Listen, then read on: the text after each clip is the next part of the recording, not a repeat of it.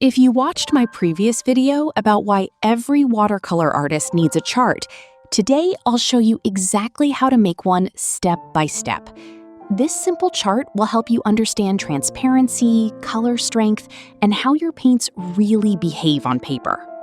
For this chart, I'm using 300 GSM watercolor paper, a ruler, a pencil, a round flat brush, and my watercolor palette. You can make this chart with any watercolor set you already have. This is my watercolor palette, and I absolutely love working with it. It has 3 rows, and each row contains 12 beautiful watercolor pans.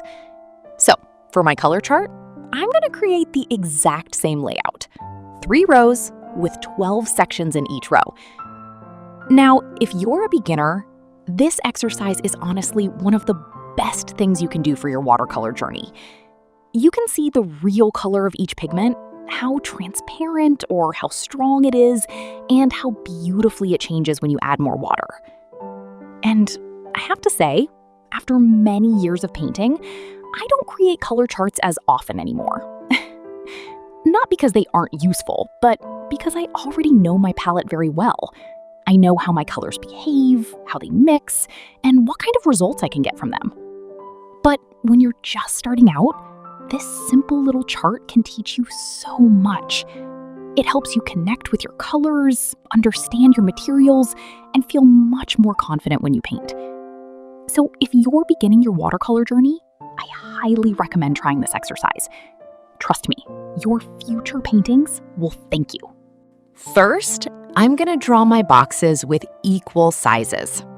Each box will represent one watercolor color.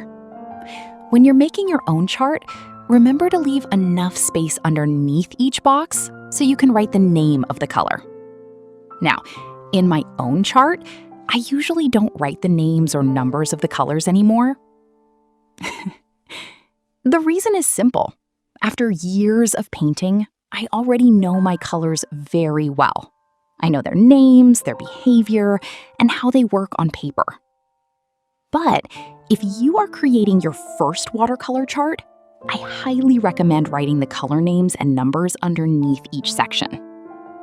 This small step will help you learn your palette much faster, and later when you paint, you'll know exactly which color you need and how it will look.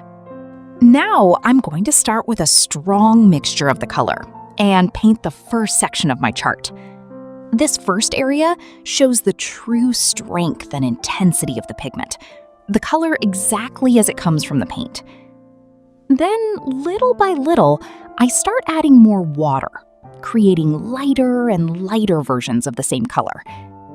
And this is actually one of the most valuable parts of making a watercolor chart, because it allows you to see how your pigment changes when it becomes more diluted. You can understand how soft, transparent, or powerful each color can be. I repeat this same process for every single color in my palette, starting with the strongest pigment and slowly moving toward lighter values with more water. And here's something really interesting.